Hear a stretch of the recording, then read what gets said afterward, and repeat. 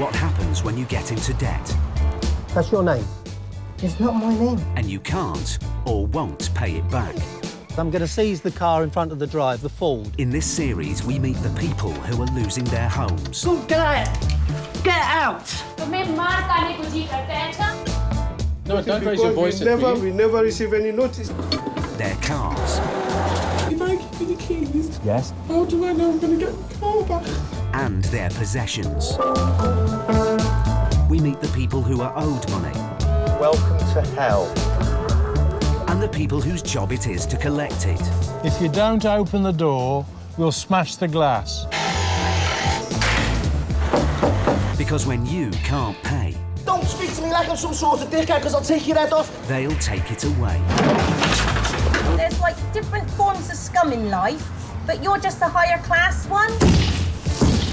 Take it now.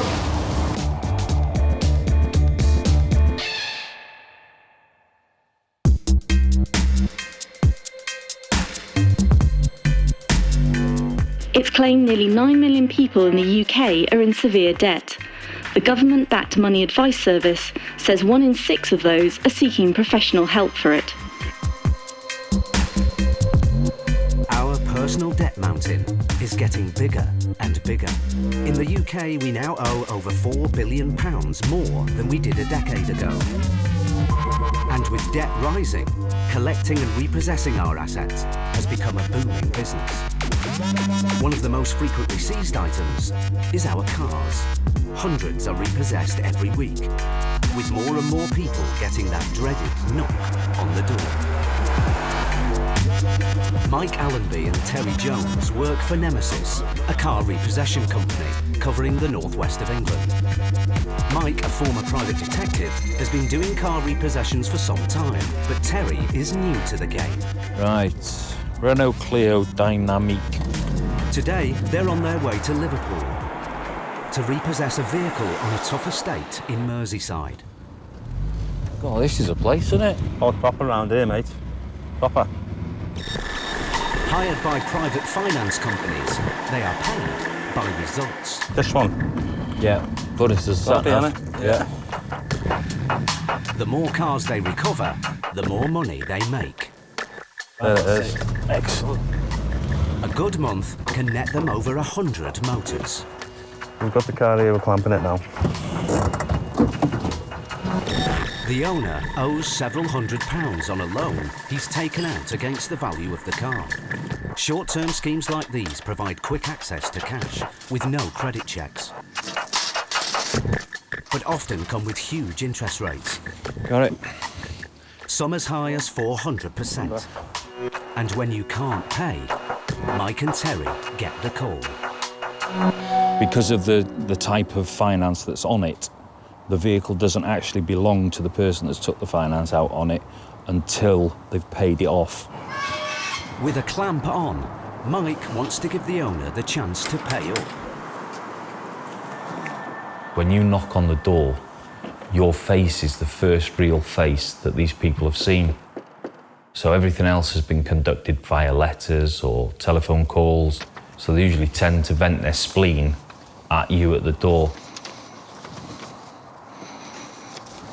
Can hear a dog. Hear a dog, yeah.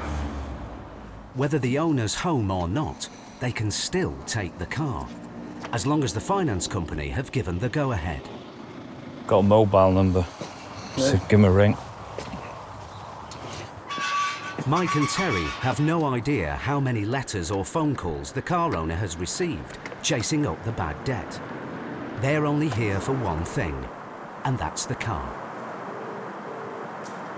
We're repossession agents and we're currently outside your property. We have your vehicle on clamp. I wondered if you could give us a call back, please. We can wait half an hour and then we'll have to remove the vehicle. Okay, cheers, thank you.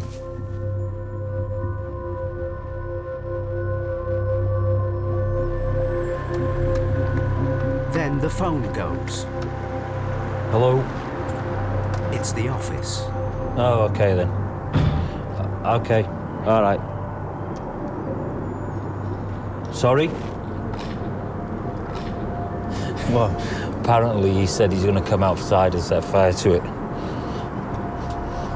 Okay. That's good. All right then. Cheers for the heads up. All right, ta-ra. No barbecue time, is it? Just watch our backs, that's all. Can't do anything else. At the end of the day, you're there to collect the car. And it's an asset. It belongs to the finance company, our client. And we have to protect that. The car owner is back.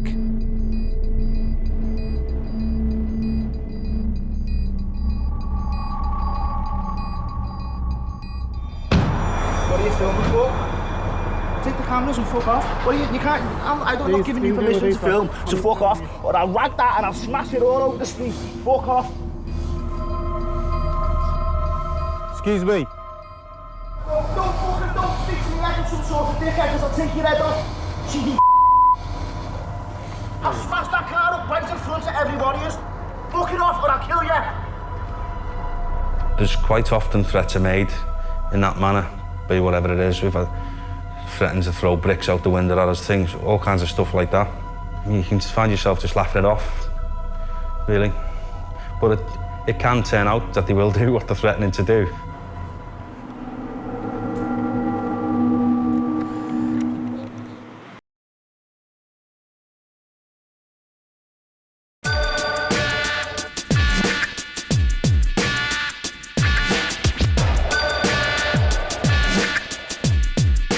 The charity Shelter claims that more than 200,000 households in England are at risk of repossession or eviction. Amongst the worst hit areas include Luton, Nottingham and London.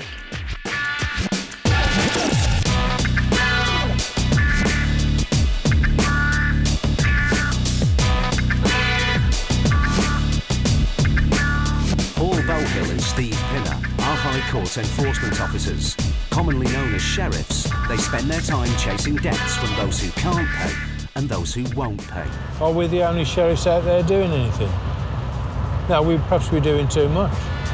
Working under the authority of the High Court, they're the officers people turn to when all other avenues have failed. They have the power to seize your possessions to cover your debts and evict you from your home if you've fallen behind with your payments. How far? 1 minute. 1 minute. Today, the team are en route to Hertfordshire with a repossession order to evict a man from his home of 19 years. The debt has risen from £5,000 to almost £30,000 in the space of 3 years, with the addition of fees and costs. That looks like somebody standing outside in the cold, waiting for us. Paul and Steve are being met at the house by a representative of the official receiver. Is there anybody in, do you know, or is it? I've been here for an hour and there's been no movement and no lights. OK. So I don't think there is. The homeowner was made bankrupt 3 years ago after failing to pay a bill for the Inland Revenue. His debts have led to the official receiver taking control of his assets. They've already assessed the value of the property and decided to repossess and sell the house. Paul and Steve's arrival marks the beginning of the end.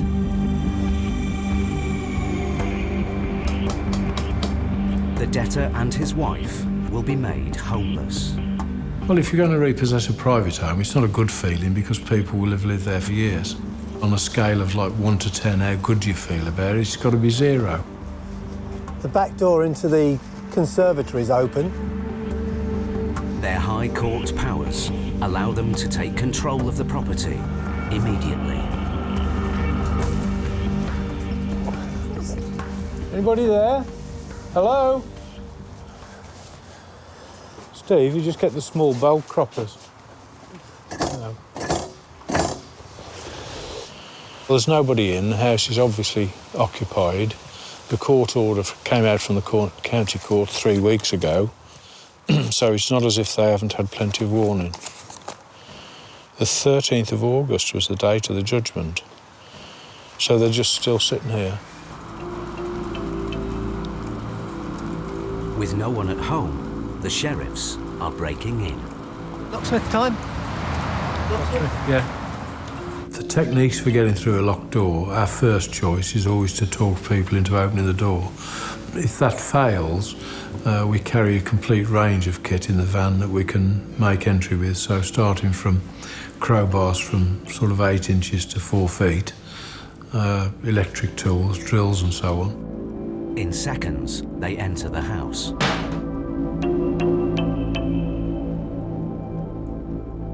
Okay, just bear with us a sec. Because there's a dog in here, we want to make sure the dog's okay. Oh, right, okay. The entrance of 2 complete strangers has frightened a dog living in the property. Don't tread in the dog shit on the floor in the kitchen. Come on, you old softy. Do you mind if I go out? I can't deal with dogs' houses. Come on, let's shut you outside here. Come on. Come on. Good boy, come on. I felt quite bad that we'd frightened the dog. Everybody else stayed outside while I cleared up the mess and then made friends with the dog, found the dog biscuits, and we ended up the best of friends. I brought you 2 in case you want a double wrap, you know, for extra. How do they do it? It falls to me to get it up because I've got dogs and children. My children don't poo on the floor. Hello, sweetheart. Good boy. 15 minutes after the sheriff's arrival, the man they're going to evict finally arrives home. Get out! Go, get out! Get out! Okay. No, I walked in, nobody said fuck on to me. We would have spoken to you on your way in, sir, if you'd have asked us. We didn't know who you were.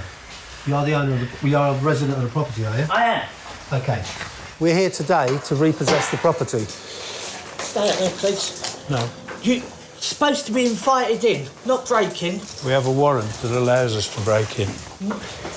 Sir? Just calm down, calm down. Okay. This is the We situation. understand, hang on.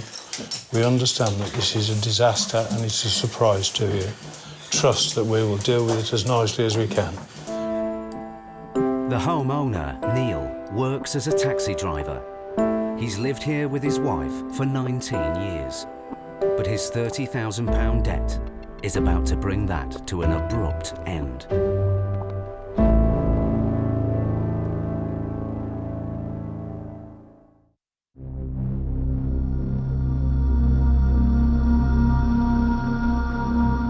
Back in Liverpool, car repossession experts Mike Allenby and Terry Jones are on their guard as they attempt to recover a car from a tough estate.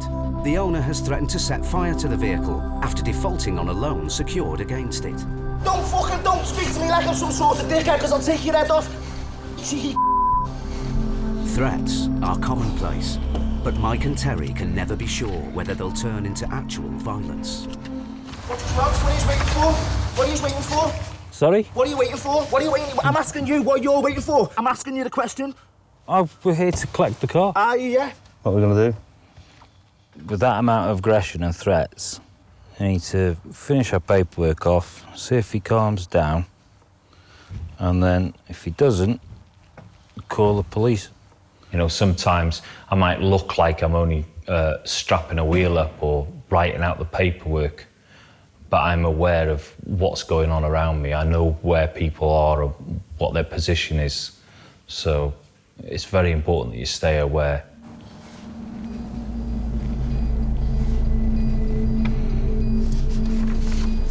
Just keep your eye on him.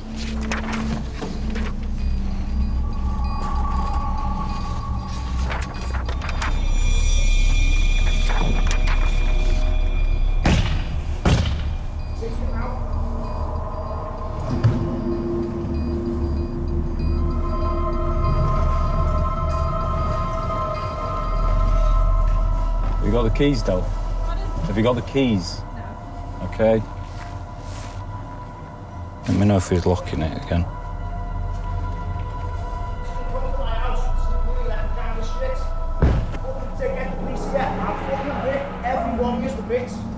Collection time.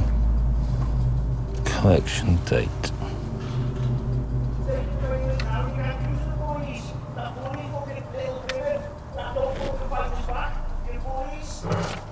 You a bully? The last time I checked. No, me neither. With the car now damaged, Mike calls the office. Hey, Glenn. Yeah, the guy's just turned up, put a crowbar through the windscreen, threatened everybody. Well, he's got in a car now. Do you want us to? We have to ring the police. OK, cheers. All right, trot.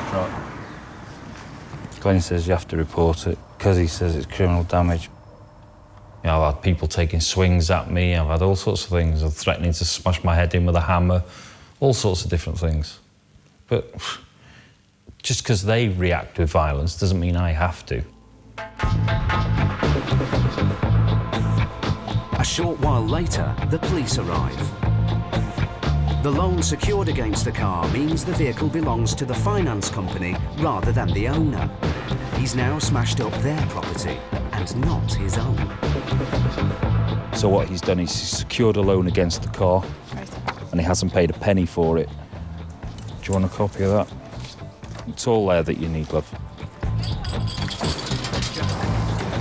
As Mike and Terry start loading up, the car owner returns. I just need to fix it. I don't want to have my dirty laundry head all over the street. Look, I'm sorry, but I live here.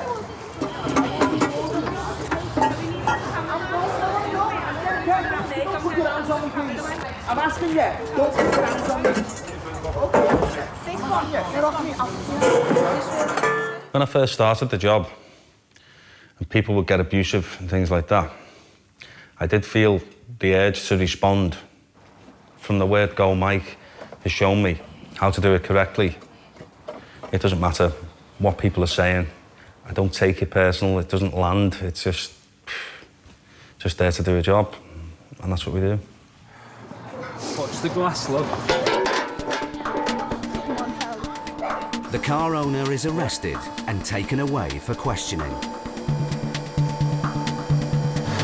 He was charged and found guilty of causing criminal damage. He was given a conditional discharge for 12 months and ordered to pay £115 in costs and fines. You deserve that. I am well impressed. An eventful job has come to an end. But with so many cars to repossess every day, the team know the next hostile situation may be just a door knock away.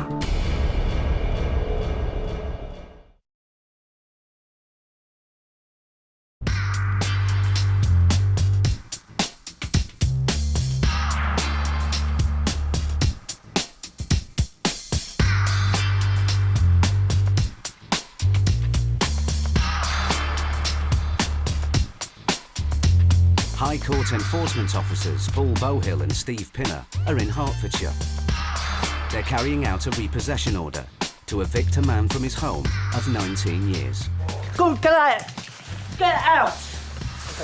No, I walked in, nobody said fuck on to me. We would have spoken to you on your way in, sir, if you'd have asked us. We didn't know you were.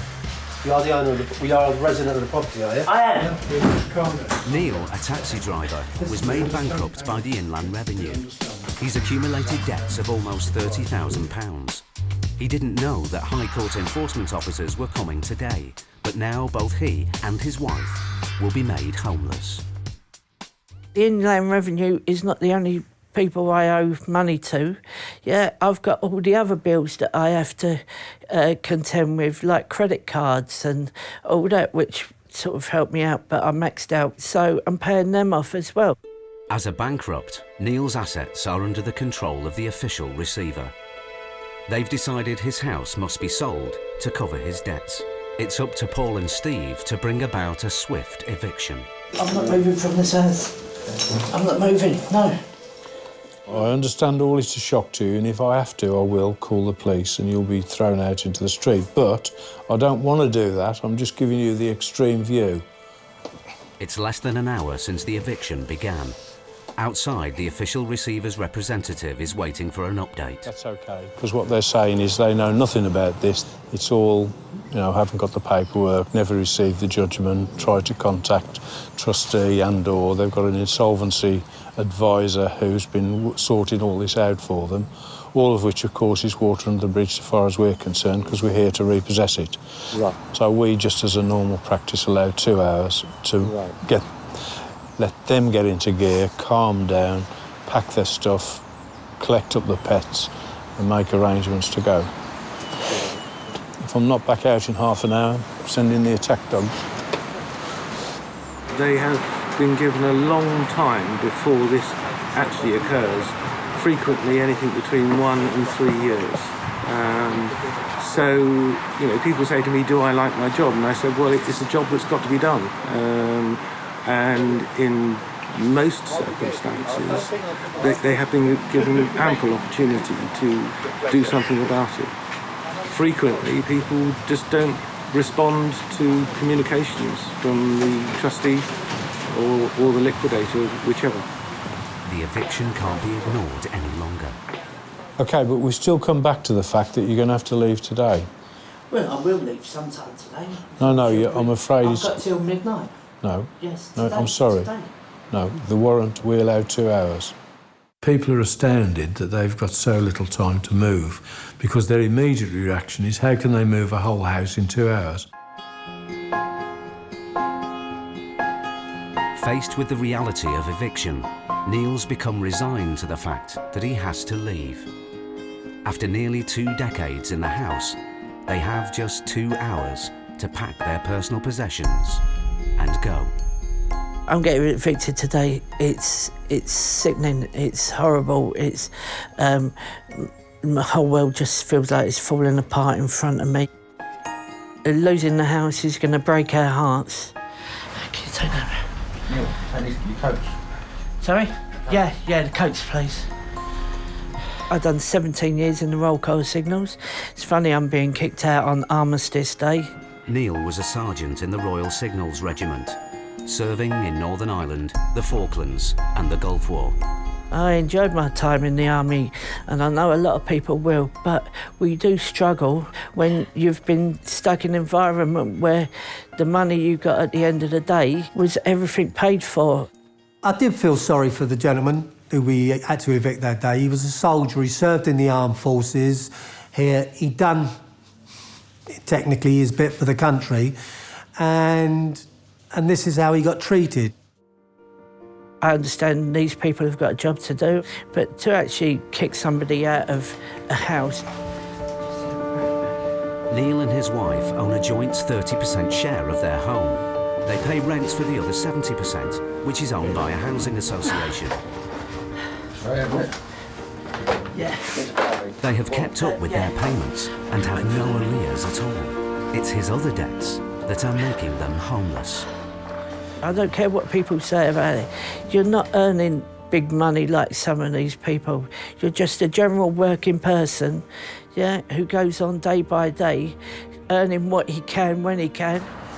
Ready? Yeah. I'm sorry it's come to this point, and I'm more sorry for my wife. This is what I've gone from running marathons to just 10 yards up the garden and 10 yards back down, carrying an empty freezer. This is the state of my health. I was diagnosed with pneumonia 5 years ago, and I haven't been working that much since. So money was tight anyway, so all my savings went on that.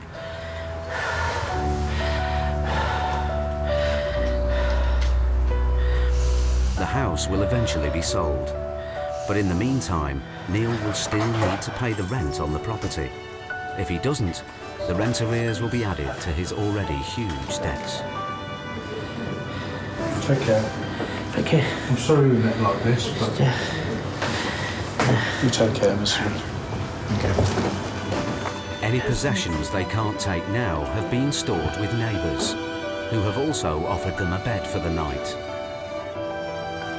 They will speak to the council about temporary accommodation tomorrow. The support round here is great, and hopefully somebody will help us. And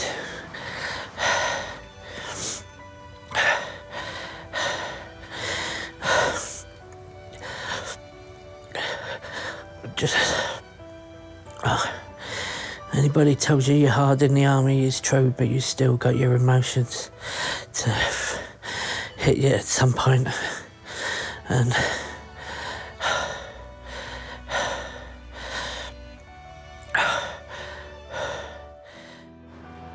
Neil hopes he can mount a last-minute deal to allow them to get their property back. But for now, they are homeless. There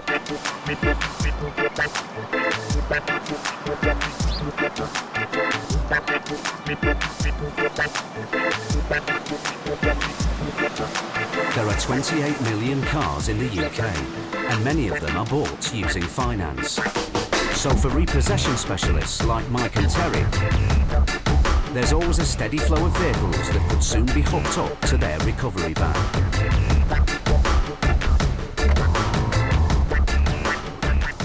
Hi there, mate. Yeah, I've got a repossession order for your Astra. As private contractors, their work usually comes direct from finance companies who provide a list of cars they want back. It's up to Mike and Terry to hunt them down. Easier said than done. Most days, we're up at the crack of dawn and we're on the road. It's testing, isn't it? At the minute. Oh, yeah. We haven't got it easy, have we? Scouring the streets for cars, they chase as many as 15 motors a day.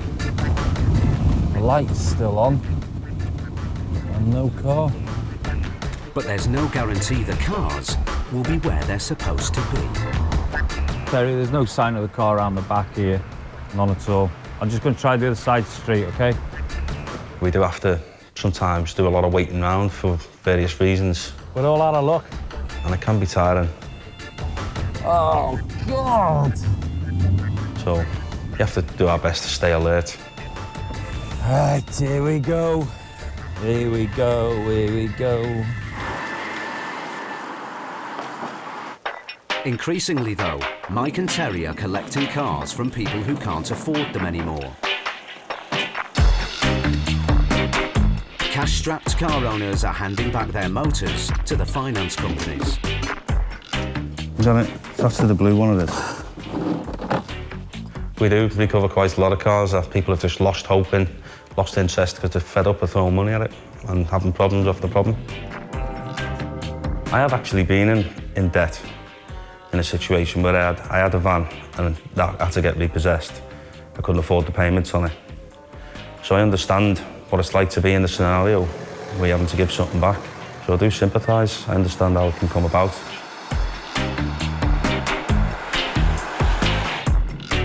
Today, they're driving to pick up a car from Liam, a Liverpudlian who wants out of his finance agreement on his Vauxhall Corsa. My insurance premium was twice as much as what I was paying for the car a month, so that was sort of forced me to get a finance agreement because I couldn't save up for the car because I could buy the car but I wouldn't be able to drive it. For Mike and Terry, jobs like this are the best type of payday. No threats and no violence. Just turn up, take the car and leave with a smile.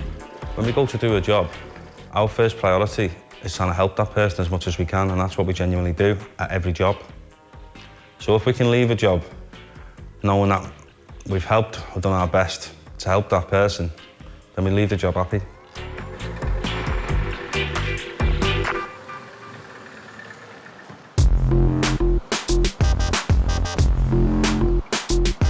Rent arrears are becoming the fastest growing debt problem in the UK, according to the charity The Money Advice Trust.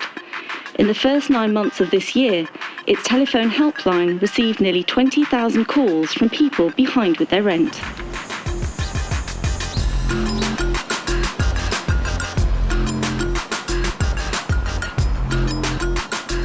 In the southeast, High Court enforcement officers Paul Bowhill and Steve Pinner are en route to a repossession job just outside London. Before they arrive, they always suit up in protective vests. In July, a housing association bailiff and a housing manager were both shot by somebody in Brixton, just out of the blue. Fortunately, they lived, The bloke was sectioned under the Mental Health Act. So the very next day, I went out and bought the stab vests. These are ballistic vests, in fact, so if somebody does decide to shoot them or shoot at us, I'll know whether they actually work or not the day after.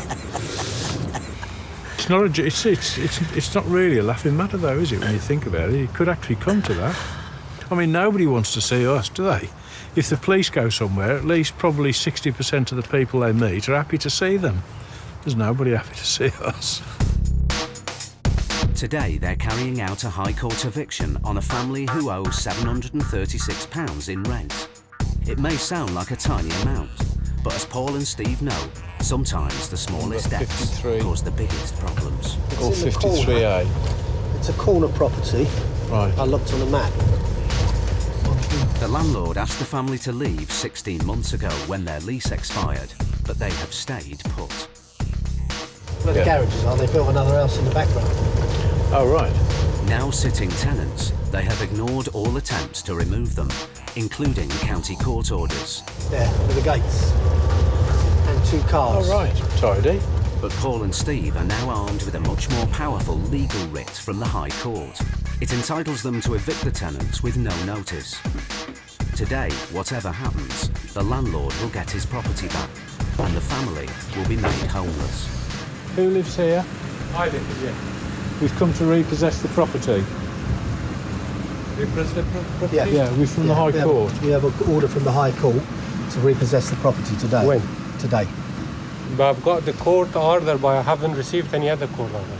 No, but the court order said you had to leave the property by the 9th of December. Yes, but I've got to leave, wait for another court order. Well, this one came out this came out on Friday, the 13th, from the High Court. Nothing has come to me. It doesn't. No, we're here. That's what we've come for. I haven't received any No, letter. Listen carefully. This is the court order which was issued on Friday, and I have a copy for you anyway. But the order is immediate. We repossess the property today. No, I haven't heard anything from the High Court. No, we're here to tell you. Okay, but you're telling me straight away? Yes. That's right. No, straight away you tell me. I That's have right. to have... No, you don't. Not from the High Court. I have a time to just come out. No, you don't. You had plenty. You had time with the county court orders to leave by the 9th. So whatever I know, as far as I know, I just have to wait for another court order to come. Then I have to leave. Okay. Well, there you go. That's the order saying you've got to leave now. But it's as far as you know, it's difficult to just make it straight away today.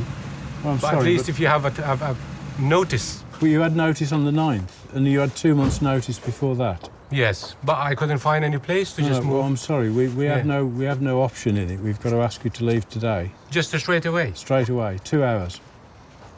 It can't be possible. Well, I'm sorry, but if you sorry, it does make means. I've got kids to see. Which kind of work is it to come with the kids and family, take them in 2 hours' time? Which kind of work is this one? The law never said this one. Even if it's this a law, this is cruel law. I don't disagree with you, but the law is the law, and we're here to enforce it. 2 hours is not possible. Well, we'll speak to the landlord and see if he wants to give you longer. The landlord. I've got the most rubbish landlord in my life. We don't like landlords to be present when we evict a tenant anyway, because it becomes very controversial and confrontational. But as the landlord lives next door, there's no choice. No, it's okay. I mean, this is instant. We've got 2 hours to get them out. Well, exactly. If he wants to make it... If you come back here with me.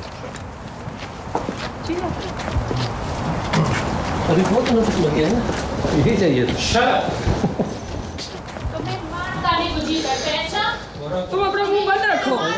Hang on, that's enough. Just go inside, Out of earshot, Paul attempts to keep the peace. People explode like this. We give them time to cool down. Exactly. If he wants to call the police, we don't have a problem with that. If the police come, they take instructions from us in these circumstances. It assists matters, hopefully. We do 10 of these every week. Brilliant. We don't have a problem with any of it. We don't raise our voice. No, that's no point. As you can see, I've had plenty of that over the last 18 months, that's 22 months I've asked them to leave. The landlord initially offered them a 6-month lease. We were on friendly terms. We used to go over there, they used to come over here, children were playing about together. We had no issues. But obviously, as the time went by, when the 6 months expired, I asked them to move out, and they just said, well, we can't find anywhere to go yet, but we will go very soon. Next door, Enforcement Officer Steve is talking the tenants through their dwindling options. The council told us you wait for another court order, and that's why we picked the all staff. Yeah, we look everything. Yeah, no, I can see. Yeah. I can see, yeah. But we are not happy living in this property with this rubbish man and rubbish woman. I explained to you, we don't know you, we don't know him. All we get is this. Yes, So I know. we don't know any of the background at all. The only thing you can do is get some stuff together for a couple of days until you can arrange to take the rest of the stuff. For a couple of days. Where we go? I don't know.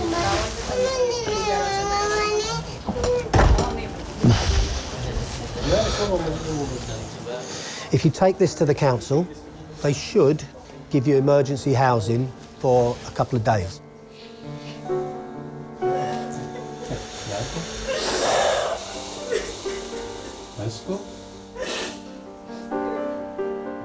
I understand it's upsetting.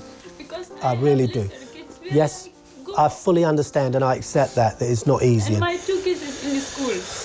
And Yeah. now the school time is coming up. Yeah. Even though the family have 4 young children, Steve and Paul have no option but to enforce the eviction.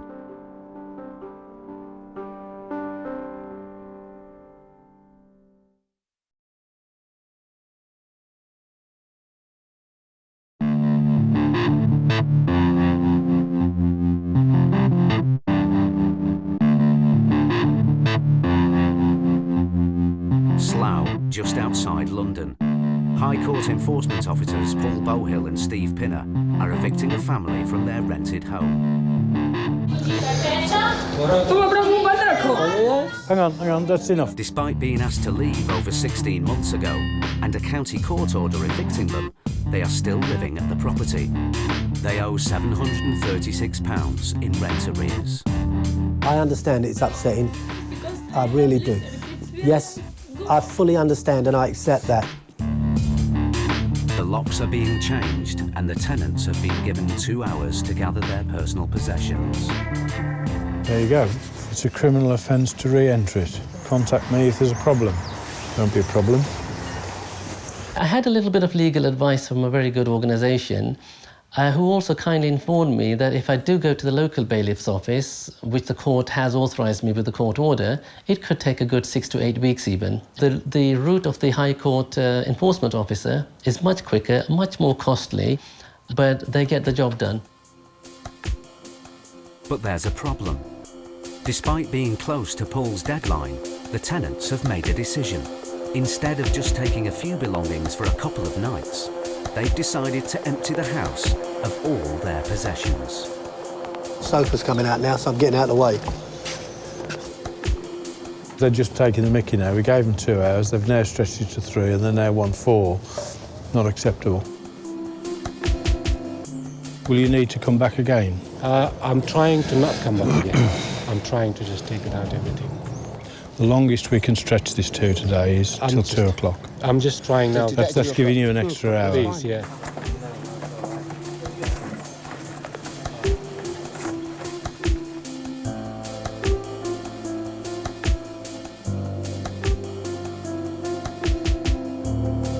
Paul's deadline has come and gone.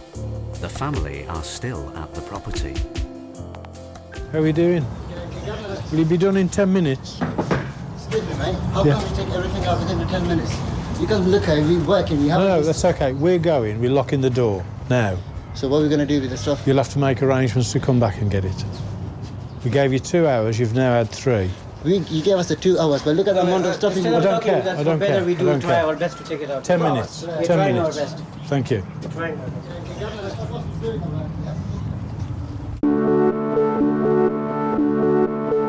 It's almost 4 hours since the sheriffs arrived on the scene, and finally the tenants have gone. All done? Finish? Okay. Good luck. Okay. Be safe. Bye. After months of legal wrangling, the property is empty.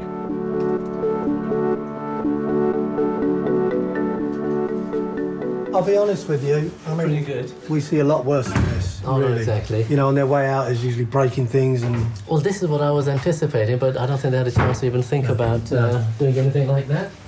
They only had this for about 24 to 26 months, and you can see the state of it. It was impeccable when we gave it to them, and that's probably going to need a good few thousand spent on it to bring it back into a decent livable condition again. They're the new front door keys and one key to the building at the very back of the garden. Brilliant, thank you. Sorry it took a little bit longer than usual, but it's better to get over it done in one go, isn't it? Yeah. That. Okay. Thank you. Good luck. It's worthwhile. Thanks a care. lot. Bye-bye. Take care. It's taken the power of a High Court writ and extensive negotiations to evict the tenants. But Paul and Steve's job is now complete. every day is a different day. Some are good days, some are bad days, but somewhere along the line, someone has been done wrong. And it's the chance of getting that put right, and that's how I see it. It's almost 1 month since taxi driver Neil and his wife were evicted from their home in Hertfordshire. He's still working hard to make ends meet. After visiting the local council, the couple moved into a small temporary bedsit, just a few miles from where they used to live. This is the sitting room cum bedroom. Yeah, this is the hotel room, as I come to call it, because if you go in any hotel, it doesn't look any different. You put dinner on the table and that's full. You sit down on the settee, that's full. It's very snug for two people. My partner's reaction was absolutely... She went spare at me, to say the least, yeah. Crying, angry, ready to kill me. Even now, sort of 4 weeks down the line, we're still very close to separating. He's also had to say goodbye to his beloved dog. We're not allowed any pets in the place here, so they are with friends, and we try and get to see them as much as we can. Our pets are our family. Sorry, but if I can't have kids, then I've got to have pets. In a way, I can't wait to get out. We're always treading on each other's toes, yeah, because we're so used to having so much open space to walk round. And I get up for work at 3 o'clock in the morning, trying to keep quiet because somebody's asleep next to you. It was easy in the house before because we had another room where I could do all that without disturbing anybody. In addition to the rent he has to pay for the bedsit, Neil is paying over £700 a month on the property from which he was evicted. He will keep on paying until a buyer is found. Me and my wife own 30% of the house outright. Yeah, there's no mortgage payments. We pay rent for the other 70%. We're still paying that rent. It's like paying for two residents, yeah? I wish I was that rich that I could afford to run 2 residents. Neil's wish is to get his home back, and he's prepared to do all he can to make it happen. I've had to take on extra hours at work. It's paid its toll. I've been ill for the last week. I've been off struggling. I'm just knocking myself out working, and I'm sort of so tired that there is nothing else now but sort of working and doing that, yeah.